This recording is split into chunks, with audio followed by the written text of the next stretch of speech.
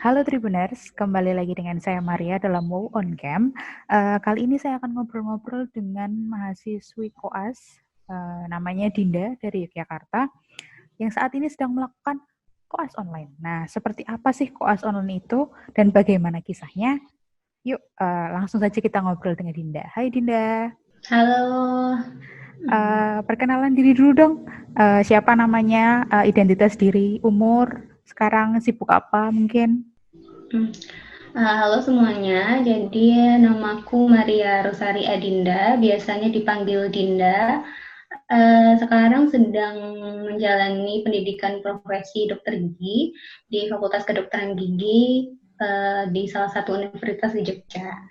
Kalau kayak sekarang lagi corona nih, lagi pandemi virus corona nih. Jadi sekarang apa-apa kayak gini, kayak kita nih, cara online. Apa-apa serba online kan ya. Hmm. Mungkin kalau di mata orang-orang kayak kuliah online biasa. Kuliah online udah banyak yang tahu lah. Nah, kalau koas online itu gimana sih? Apakah ya seperti biasa atau gimana? Sulit nggak? Bahasa lebih tepatnya bukan sulit tapi berbeda gitu, karena kami kan sudah sangat terbiasa menjalankan kewajiban atau tanggung jawab kami saat koas itu secara konvensional, maksudnya ketemu pasien secara langsung, diskusi dengan dosen juga diskusi bertemu dengan dosen secara langsung. Hmm. Tapi karena sekarang itu tidak bisa dilakukan, jadinya harus dilakukan secara online, jadi terasa berbeda. Berarti kan tadi kalau kayak koas itu kan harus praktek ya. Kita harus melakukan Mm-mm. langsung prakteknya itu kayak apa ya. Jadi nggak cuma sekedar teori. Nah, berarti untuk kayak mungkin koas online kali ini tuh cuma kayak sekedar diskusi dari jurnal-jurnal aja, tapi tidak menggantikan praktek yang seharusnya dilakukan gitu ya. Iya, karena untuk mencapai gelar dokter gigi itu kan ada kompetensi-kompetensi yang harus kami penuhi. Hmm. Nah, untuk mencapai kompetensi itu memang mau tidak mau harus dilakukan secara praktek gitu. Karena untuk skill, kemampuan menangani pasien, keterampilan diagnosis itu semuanya didapatkan melalui mengerjakan langsung di pasien Hmm. atau di manusia. Kalau kayak gini ini kan lagi kayak corona dan udah mau diwacanakan kayak new normal segala macam nih. Itu kira-kira Mbak Dinda sendiri kapan mulai koas lagi? Kalau dari UGM sendiri. Sedangkan kan kalau untuk Menteri Pendidikan sendiri kan bilang semua kegiatan perkuliahan di semua zona itu kan ditiadakan, nggak ada tatap muka. Nah, kalau dari UGM sendiri gimana untuk koas? Kira-kira udah ada beritakah kapan bisa dimulai lagi koasnya?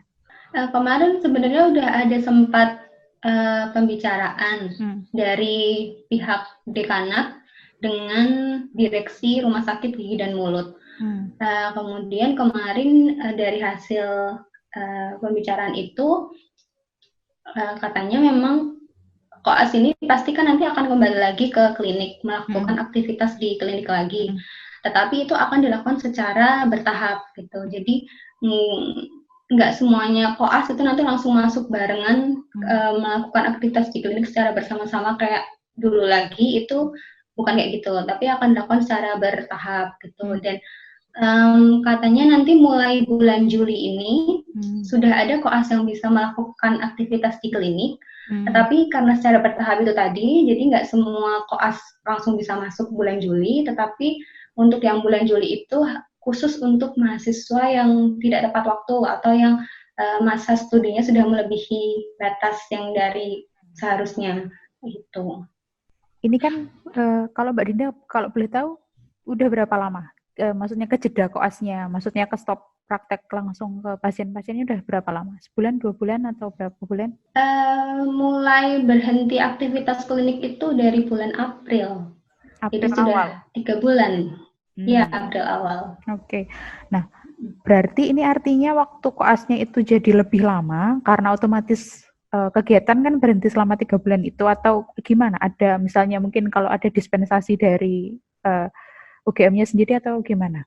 Kemarin dari pihak dekanat itu dari hasil audiensi antara dekanat dengan perwakilan mahasiswa koas itu katanya masa studi selama ini yang selama ini dijalanin dari bulan April sampai Juni ini tetap dihitung sebagai masa studi, jadi tidak ada potongan masa studi.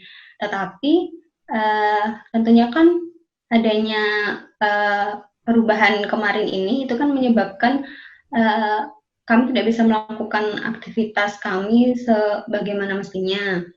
Jadi nanti rencananya akan dibuat seperti relaksasi requirement atau substitusi requirement yang sekiranya bisa digantikan. Tetapi pada prinsipnya tetap tidak akan merugikan masa studi kami. Tetapi yang kemarin ini sudah kami jalani selama 3 bulan ini tetap dihitung sebagai masa studi. Seperti itu. Berarti kan koas itu 2 tahun ya? Itu nggak misalnya jadi 2 tahun 3 bulan gitu nggak kan ya? Berarti tetap 2 tahun. Iya, diharapkan dengan adanya tadi relaksasi requirement atau substitusi requirement itu tetap bisa membantu kami untuk lulus tepat waktu gitu, tanpa mengurangi kompetensi kami. Oke. Sekarang mungkin agak sedikit serius ya. Kayak kalau di sini kan mau ke dokter gigi susah nih sekarang kalau corona. Semua dokter gigi tutup karena bisa dibilang apa ya, mungkin beresiko kan ya kalau mau ke dokter gigi, untuk dokter giginya sendiri maupun untuk mungkin pasiennya sendiri. Karena kalau gigi kan memang langsung berurusan sama mulut gitu kan ya. Nah kalau Mbak Dinda sendiri memandang dunia kedokteran gigi mungkin setelah virus corona ini ada, setelah new normal itu gimana? Jadi kan emang kalau dari dunia kedokteran gigi sendiri emang sangat terdampak dengan adanya corona ini. Terutama seperti yang udah kita tahu, karena corona ini menyebar melalui droplet kan, dan lingkup kerja dokter gigi sendiri itu area gigi dan mulut, yang itu sangat erat dengan saliva atau air liur pasien. Otomatis probabilitas terjadinya infeksi silang di praktik kedokteran gigi itu sangat tinggi. Nah, kalau dari pengurus besar Persatuan Dokter Gigi Indonesia sendiri kemarin saya sempat baca itu sudah mengeluarkan seperti protokol atau pedoman praktik kedokteran gigi selama pandemi ini. Nah, jadi kenapa praktik dokter gigi saat ini itu banyak yang tutup? Itu karena memang kita sebisa mungkin membatasi praktik kedokteran gigi selama pandemi ini. Jadi sebagian besar memang belum bisa dilakukan, kecuali untuk kasus-kasus kegawat daruratan. Nah, kalaupun memang mepetnya harus melakukan praktik kedokteran gigi, itu juga harus sesuai dengan protokol-protokol atau pedoman yang sudah dikeluarkan oleh PDGI itu. Gitu. Jadi sangat banyak modifikasinya tentunya. Protokolnya dari apa tadi, Ikatan Dokter Gigi itu ya? Itu apa aja sih maksudnya? Yang berbeda apa aja? Yang berbeda dari misalnya dari yang sebelumnya setelah sekarang ada virus corona, itu protokolnya yang berbeda apa aja? Dari penanganan pemilihan kasusnya tentunya. Kasus yang bisa dilakukan itu hanya kasus-kasus kegawat daruratan, kayak yang menyebabkan misal sakit gigi yang sakit banget tidak bisa ditahan, kemudian kasus-kasus kegawat daruratan kayak misal kecelakaan seperti itu. Atau itu yang pertama. Yang kedua, yang mengancam nyawa gitu ya? Iya. Kemudian juga dari dari dokter giginya sendiri atau dari operatornya, karena praktik kedokteran gigi ini sangat erat dengan droplet atau saliva atau air liur pasien. Jadi praktik dokter gigi ini harus dilengkapi dokter giginya menggunakan APD level 3 yang cover all, yang menggunakan APD lengkap, hazmat, gloves, kemudian maskernya juga yang N95, kemudian kacamata dan juga sepatu boots, seperti itu. Kemudian juga dari screening awal pasiennya. Jadi ketika pasien itu misal pertama kali datang ke dokter gigi, itu harus ada screening awal dulu. Sekiranya itu mengarah ke gejala COVID itu sebaiknya jangan ditangani terlebih dahulu gitu, karena praktik dokter gigi ini itu kan sebagian besar itu menghasilkan aerosol, kayak misal perawatan penambalan gigi yang membutuhkan pengeburan, kemudian scaling atau pembersihan karang gigi itu pasti menghasilkan aerosol. Jadi kemungkinan terjadinya infeksi silang di praktik kedokteran gigi ini sangat tinggi, sehingga itu tadi harus sangat berhati-hati dari dokter giginya maupun juga dari pasiennya. Jadi, salah satu protokolnya itu sebelum pasien ke dokter gigi harus ada screening, kayak misalnya pemeriksaan suhu tubuh atau batuk enggak, apa gitu-gitu ya? Iya. Oke. Nah, untuk Mbak Dinda sendiri nih, sekarang virus corona udah di Indonesia sendiri sudah 40.000 lebih yang kena ya. Dan tadi Mbak Dinda sendiri bilang, dokter gigi kan ya memang karena kerjanya ya di area mulut, maksudnya dekat dengan air liur apa segala macam. Itu Mbak Dinda takut nggak sih sekarang setelah adanya corona terus harus bekerja sebagai dokter gigi yang dekat dengan seperti itu? Gimana? Maksudnya takut, khawatir, atau biasa aja? Kalau khawatir itu pasti sih ya, karena khawatir itu wajar. Karena memang yang kita hadapi sekarang ini kan memang bukan virus yang main-main gitu maksudnya. Tapi kita kembali lagi ke kenyataan. Kalau memang ini kenyataan yang harus dihadapi gitu. Memang virus corona ini beneran ada, dan kita mau tidak mau memang harus hidup berdampingan dengan virus corona ini gitu. Jadi mau tidak mau memang harus dijalani gitu. Jadi sepanjang kita mengikuti protokol yang ada, mengikuti pedoman-pedoman yang ada, dan kita kan juga sudah dibekali dengan ilmu tentang penyebaran infeksi dan tentang penanganannya. Jadi kita berpedoman pada itu aja gitu. Sepanjang kita udah melakukan hal-hal yang dianjurkan dan tidak melakukan hal-hal yang tidak dianjurkan, saya rasa itu udah cukup untuk melandasi kehidupan dalam berpraktik di kedokteran gigi.